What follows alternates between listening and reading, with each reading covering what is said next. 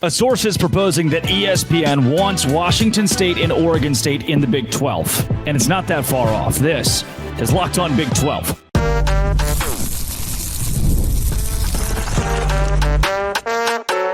You are Locked On Big 12, your daily podcast on the Big 12 Conference. Part of the Locked On Podcast Network, your team every day. Happy Friday, everybody. Welcome to Locked On Big 12. I am Drake Toll from America's #1 Big 12 podcast, Locked On Big 12. Thank you for making this show your first listen every single day. If you hit subscribe, I get to keep my job. On today's show, there is new sourcing that says Washington State and Oregon State to the Big 12 is not just back in the fold, but something that ESPN wants. Fox doesn't want any part of it, but ESPN is now pushing for those two schools in the conference. We'll also go over how it would make financial sense at all. Is this something the Big 12 should pursue? And whether the Big 12 wants to or not, is it going to happen? And we'll close the show with the Big 12 and Brett Yormark saying they have a new schedule plan. They're going to put football games on the Wednesday before Thanksgiving, or on Fridays, or on Thursdays, or on Sundays to try to be unique. Will it work? Off the riff, this is a bombshell. Washington State and Oregon State to the Big 12 is something that I've been on for the last 8 months. And for a lot of people, it was, maybe it's going to happen, maybe it's not. For me, I really was pushing for it about a year ago, and then it went dormant. But now it's back. And this comes from at MHVER3 on Twitter. And I know what you're going, okay, who's that guy? Well, with 32,000 followers and a pinned tweet from April 18th, 2022. This is what I'll give you. He says, in 2022, April 18th, Fox Sports advising the Big Ten to expand, and USC and UCLA are the prime candidates being eyed. How Big Ten will they go? So this is a guy that I can't take you can't take everything the faceless, nameless Twitter account says at face value. But in 2022, being the first one on the front of USC and UCLA, I'll at least give his thoughts a gander. The idea here is that the Big 12, Washington State and Oregon State, will soon have a partnership, those two schools coming into the conference. He says something is up with ESPN. Eastern expansion is still top priority for the Big 12. That has to wait, though. Not sure where the sudden ESPN pressure is coming from to add Pac-2, but it has Big 12 offices in a frenzy currently. How big is too big? If we go to 18 now, how many ACC leftovers will we get? He goes on to say, my contact is saying a straw poll is currently being conducted to see how much support there is for adding Pac-2. So the straw poll is not something new. This is almost an under the table. Hey, let's ask each university, their respective athletic directors, their presidents, how would you feel about adding X, Y, and Z into the conference? Now, if the straw poll, everybody votes no, it doesn't mean that the schools cannot be added. At the end of the day, if ESPN says those two universities need to be in your conference, the Big 12 has to do it. That's where most of the revenue stream comes from, is their TV deal. If the university presidents, university athletic directors, universities themselves, board of regents don't want it, it's not going to matter altogether through a straw poll. However, according to this source, West Virginia is a no. And not only West Virginia, Cincinnati, UCF, Oklahoma State, and Kansas. So at least 5 of those schools that voted, according to this source, do not want those two added. He goes on to say, though, none of those 5 are a hard no. From this point, what most people in the Big 12 are likely waiting for via the straw poll is to figure out the logistics from a money standpoint. This isn't we don't want to travel that far. That's not how this works. UCF and West Virginia saying no might be related to them being on the West Coast, but for most of these schools, they understand this is where expansion is going. We're going to have coast-to-coast Big 12 action. We already have Utah and Arizona, UCF, West Virginia, Cincinnati. It is across the country, and that's not an issue because the Big Ten's the exact same. The only conference not subscribing to that right now is the SEC, and they're the most powerful conference in college football. And if the Big 12's not creative, they won't catch up. The Big 12 can't put all of its universities in one region of the country and expect to succeed based on the trajectory of the conference right now. So going coast to coast is not a bad thing, and I don't believe that the note here of those are soft no's is wrong. It's very likely that the 5 out of the 16 schools, by the way, that 5 would be completely out in a strong no. It's very unlikely that they would put their foot down. He says, more information needed, board meeting informally to discuss with consultants. He also says, ESPN has to pay less to add Pac-2 to the Big 12 versus adding to the ACC. And here's where you get the nitty-gritty of this. ACC currently shopping for more additions, anticipating multiple defections, and needing to stay at 14 to keep ESPN deal from getting restructured. But ESPN has the option to jettison the ACC deal in 2027 if they so choose.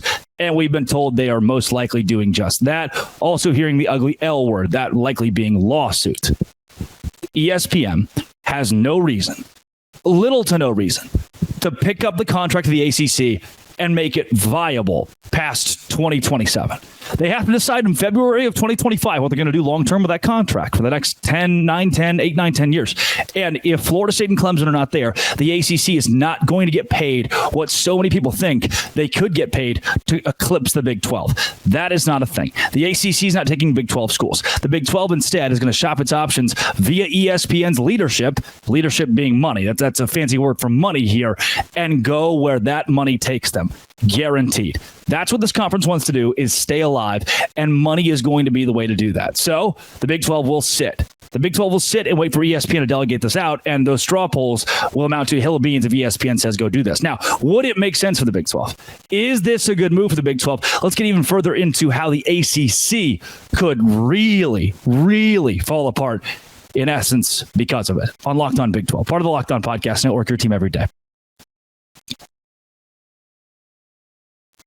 Today's show is brought to you by eBay Motors. Look, I got a Nissan Maxima, 2016. It's a white Nissan Maxima, and it gets banged around by baseballs all of the time because I work for a baseball team. So what do? I go to eBay Motors and say, hey, I don't have a side mirror anymore. Passion, drive, and patience, they're there for me. They have superchargers, roof kits, exhaust kits, LED headlights, and more. Whether you're into speed, power, or style, or you need a driver's side rear view mirror thing. I don't even know the word. I type in eBay Motors, show me mirrors. Mirrors come up. They have 122 million parts for your number one ride or die. You'll always find exactly what you're looking for. With eBay Guaranteed Fit, your part is guaranteed to fit every time your money back. With eBay Motors, you're bringing rubber, not cash. All the parts, the prices you want. It's easy to make your car the MVP and bring home huge wins. Keep your ride or die alive at ebaymotors.com. Eligible items only. Exclusions apply. That is ebaymotors.com. Visit today. Millions of parts for your MVP. Does it make sense to add Washington State and Oregon State to the Big 12? I can tell you off the front here that if ESPN says it makes sense, then it does. Wherever the money puts them, that's what's going to happen. According to @MHVER3 on Twitter, and I get it. Again, faceless, nameless, who is this guy? But the same guy who's in the forefront of USC and UCLA going to the Big Ten. He reported that April 18th of 2022. It's his pinned tweet to show that when this guy tweets something out, he's got enough sourcing to have some relevance. He says West Virginia and a few other Big 12 schools are offering counter offers to Brett Yormark when it comes to the conversation the last week, 2 weeks of a straw poll to add Washington State and Oregon State, who have been in this conversation for a year. Here's what his sources are telling him.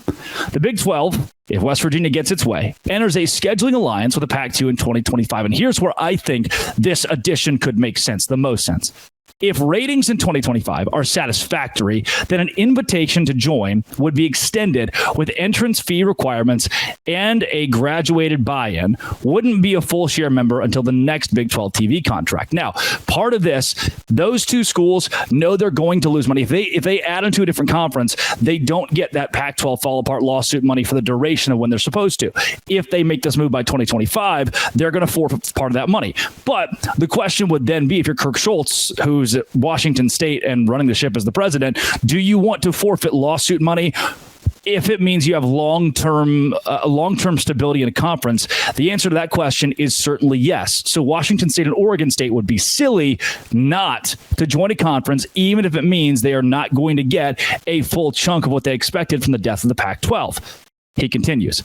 Pac-2 will halt all legal disputes with networks during this evaluation period. The entrance fee would be used to offset travel costs for the expanded geographical footprint. So when UCF and when West Virginia have to go to Washington State and play a game in Pullman, Washington, that travel cost is going to be partially paid for, in essence, by Washington State and Oregon State. When the football team at Cincinnati has to fly all the way to Corvallis, they're going to get some sort of compensation in a roundabout way from those two schools to be able to do that.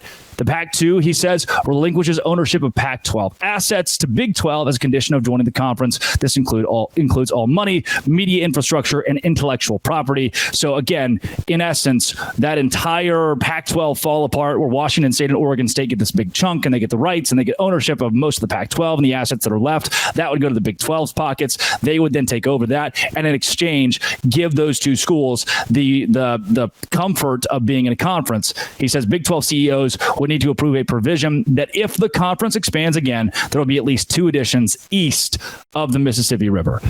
If that's the clause, if that's the case, if all of that stands true, why not? Add them.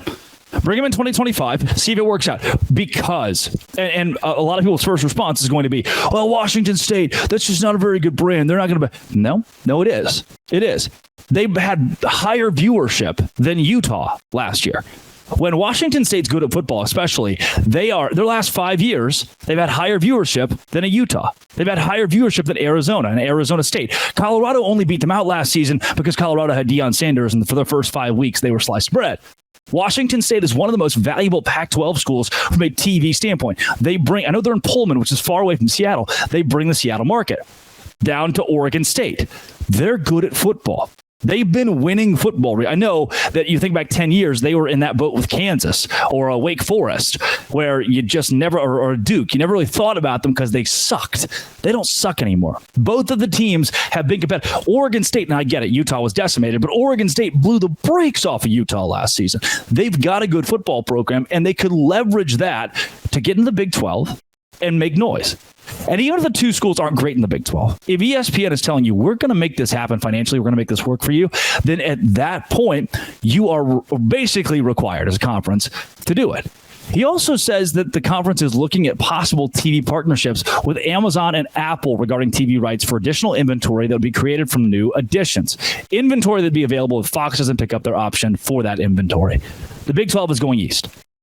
Clemson and Florida State leaving the ACC is going to leave Virginia Tech or Louisville or Duke on the table. It's going to leave Miami on the table. And not all of those schools are going to be picked up by the Big Ten, and especially not the SEC. So the Big 12 is going to be there. And the idea for expansion right now has been going east. That's going to take a little bit, though. That could take a little bit. We might know more about Florida State and Clemson soon, but until we get the official word from ESPN on what that conference's contract looks like in February of 2025, we might not know until then the future of that league, how that league will stack up, and if that Magnificent Seven that all met together and said we might want to leave, if those schools actually act upon that. If ESPN comes back and says, hey, we're going to add 2 new schools to your conference and give you a really strong deal, a viable deal, they might be able to hold that conference together. That's what a lot of people who aren't me believe. I think with the loss of Florida State and Clemson, especially the way the leadership of that conference has shown itself over the last couple of years, the league is eventually going to fall apart. And when that day comes, the Big 12 is in a spot to grab schools to stay alive. Brett Yormark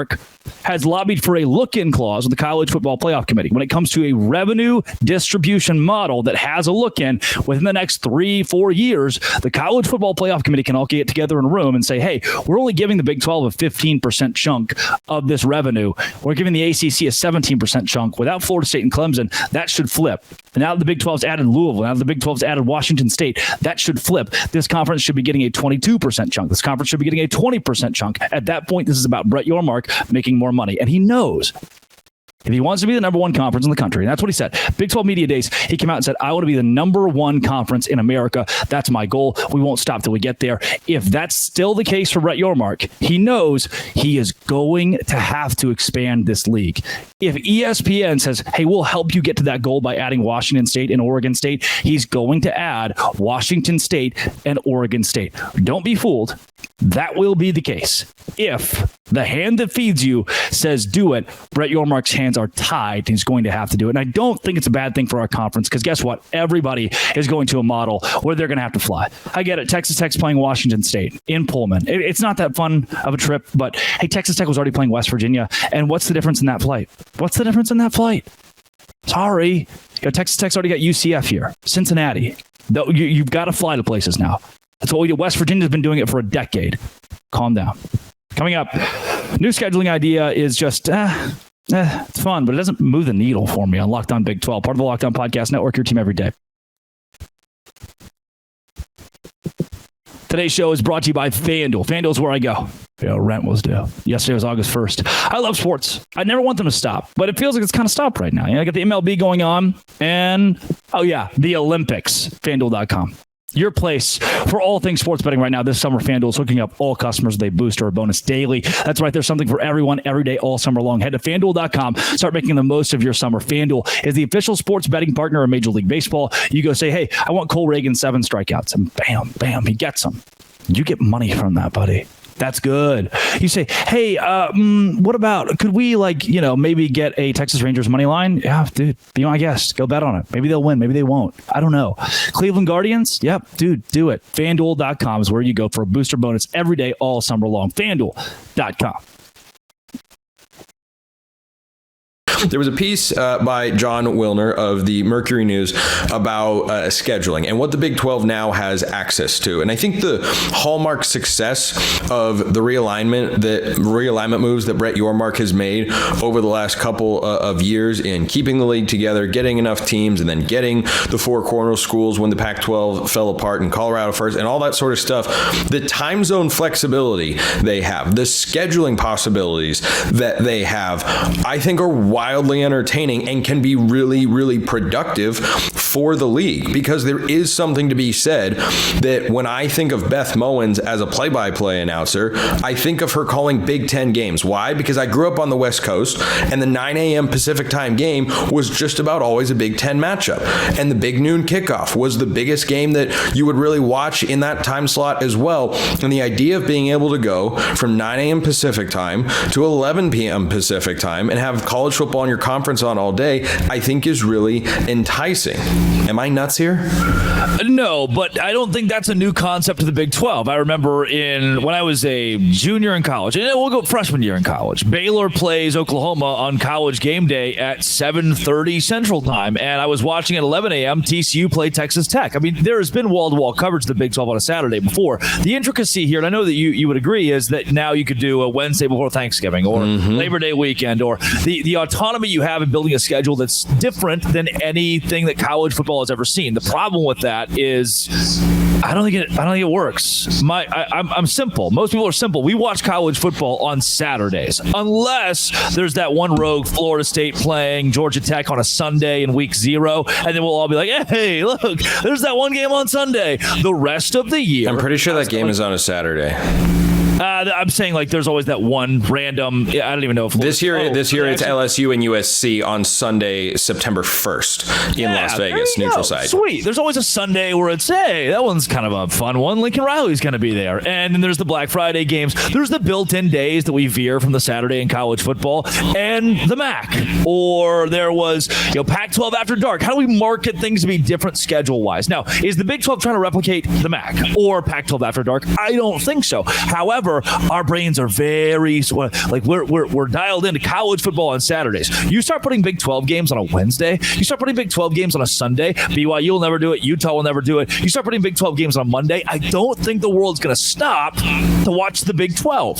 The world will stop to watch Georgia and Texas. The world will stop to watch Alabama and Auburn. The world will not stop to watch Texas Tech play Iowa State. I will. I'll watch it. The world will not if you put that game on a Tuesday. There is a sect of people that will do it. Yeah, but we're not going to drive the ratings. Nobody's going to see that and go, ooh, yep.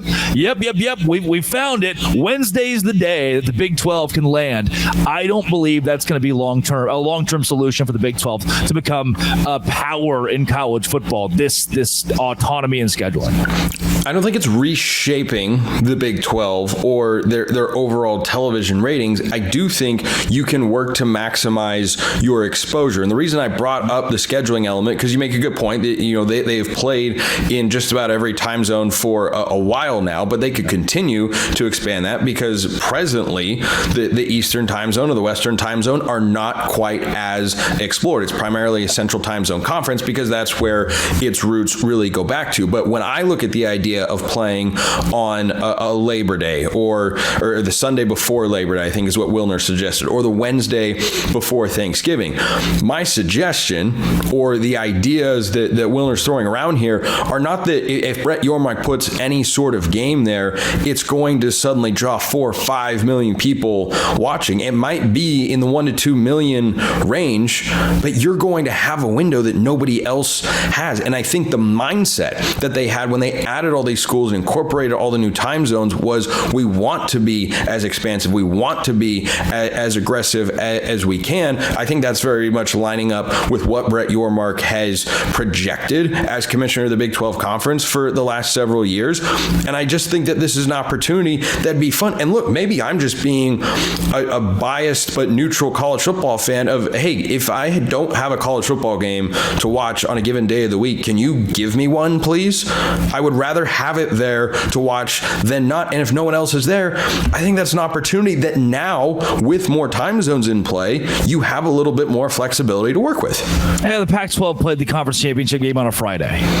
There have been the hallmark game of your conference should not be on the day where people are dialed in elsewhere. But the Wednesday before Thanksgiving, for instance, what else are we dialed into?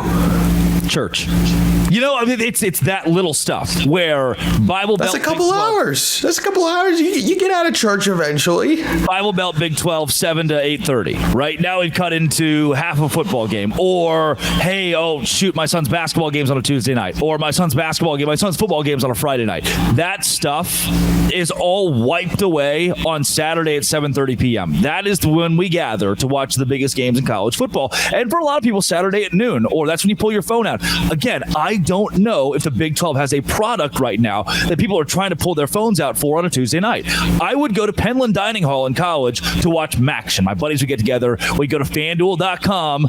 Count it. Thank you. We go to FanDuel.com. Look at that right there. That's a sponsor plug. Love it. And we would say, hey, wait a second. Tonight, we're getting a really big matchup between two MAC teams like Western Michigan and Eastern Michigan.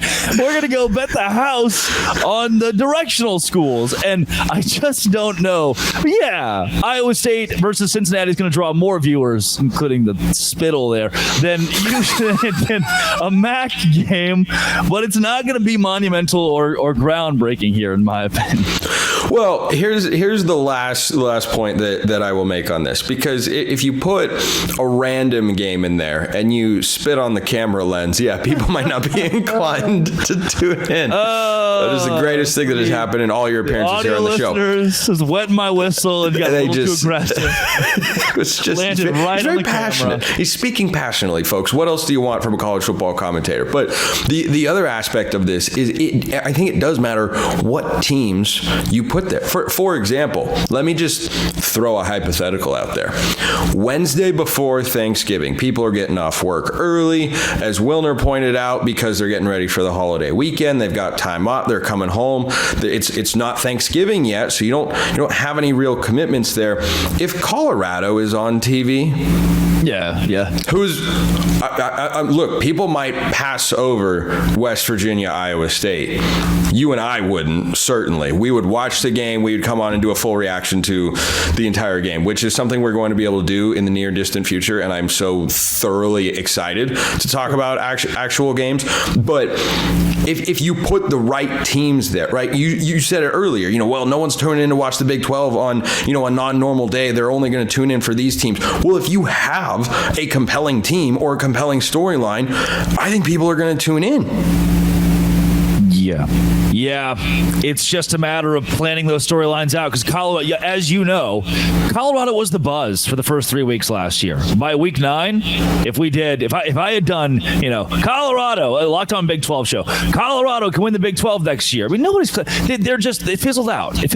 How do you then, as Brett Yormark, who's the PR guy, find that story? It's going to captivate college football the entire year. Utah last year would have been that team for the Pac-12. Hey, they could go for 3 straight Pac-12 championships. They'll certainly be in the conversation with Cam Rising, and then the entire team gets hit by a bus, and they have 30 guys out injured. And one of the craziest injury lineups I have ever seen. Stunning. And then it becomes that Wednesday game that's, hey, Utah is playing against Washington State. And week 3, this seemed really cool. But by the time we got to Thanksgiving and we gave those guys a bye week last week, this is a Wednesday game, nobody really cares as much. Now, we'll watch it, sure, but the ratings aren't going to be enough to hold on to this. I just don't know if this is going to sit. We've seen conferences before, big and small, from the Pac-12 to the MAC, that have experimented with different days. Hasn't really worked then, and unless, again, you're throwing Georgia against Alabama on a random Wednesday, I don't know if the Big 12 is going to be able to work with it either, and that's okay. That is a valid point. I'm going to think for a couple weeks while I come up with a response. Drake Toll, Locked On Big 12. Appreciate the time, my friend. Always love you.